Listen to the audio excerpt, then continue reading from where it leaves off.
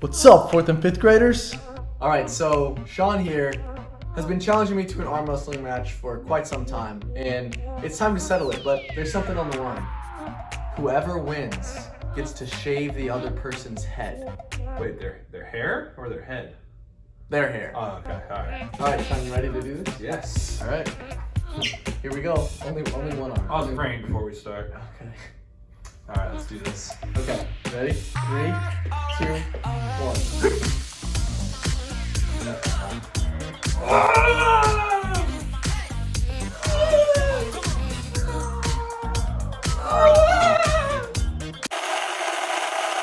Fourth and 5th graders, I don't know what just happened. Looks like we lost the end of the video, and Sean and I don't even remember who won. So I guess that means no one has to shave their head. Time for Stuff with Nick. It's time for Stuff with Nick. You ready? Today we're going to keep talking about friendship. And we're going to talk about what it means to encourage one another. Now, when I think of friends encouraging other friends, the first people that pop into my mind are my sisters. My sisters are some of my really, really good friends, which sounds weird, but I've told you this before. And I can think of so many times that I've had a really bad day, and they've been there to encourage me. And I can think of other times where I have had the best day ever, and they've been there to encourage me just the same. And even some days where it wasn't really a good day or a bad day, but they encouraged me. And I can remember one story specifically that's kind of embarrassing, where my sisters really encouraged me. You can't laugh. It was a few years back, and there was a girl that broke up with me. I know, there, I said it. Stop, no laughing. But my sisters were there to encourage me that everything was gonna be alright. So today we're going to talk about a story of these two guys named Elijah and Elisha. Now let's get those names straight so we know the story. Elijah, Elisha. Elijah, Elisha. Get it? Got it? Good. Now Elijah and Elisha were really good friends, but this is how their friendship started. In 1 Kings chapter 19, we learn this. So Elijah went from there and found Elisha, son of Shaphat. He was plowing with 12 yoke of oxen, and he himself was driving the 12th pair. Elijah went up to him and threw his cloak around him. What? So Elisha left him and went back. He took his yoke of oxen and slaughtered them. He burned the plowing equipment to cook the meat and gave it to the people, and they ate. Then he set out to follow Elijah and become his attendant. What just happened? So let's break this down a little bit. Elijah had a cloak. A cloak was the most important thing that you owned. So Elijah went up and put his cloak around Elisha, and it signified that he was going to be his successor. So Elisha responded by saying goodbye to his mom and dad, and then killing the oxen that were his animals to basically say, I'm gonna follow you, Elijah, and I can't come back to my old way of life.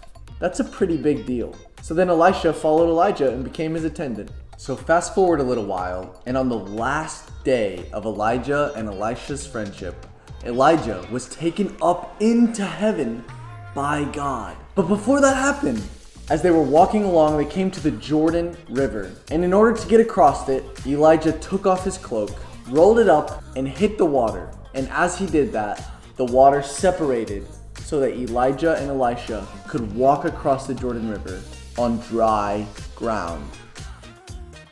Elisha had asked Elijah for a double portion of his spirit so that he could be the leader of all of the other prophets, just like Elijah had been. And although Elijah said it would be hard to do, if Elisha saw Elijah be taken up into heaven, then it could happen. So all of a sudden, as Elijah and Elisha are walking along, there's chariots of fire and horses of fire and a giant wind that come and take Elijah up into heaven. And Elisha is so sad that his master's gone, he tears his clothes. But then he sees Elijah's cloak and he takes it and he walks back to the Jordan River. And just like Elijah had done moments earlier, he hit the water with his cloak and the Jordan River separated. As to say that Elisha now had what he had asked for from Elijah.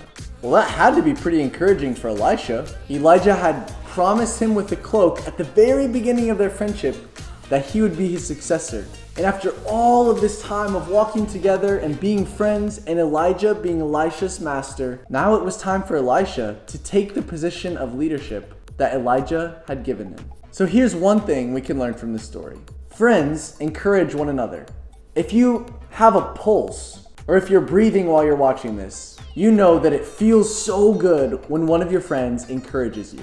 And because friends encourage one another, that means this week you can go and encourage someone else. You can tell them you like their shoes. You can tell them they really did great on that homework assignment or test. You can tell them how much they saved you on that Roblox mission. Do you even have missions in Roblox? I really should know that. But you get the point.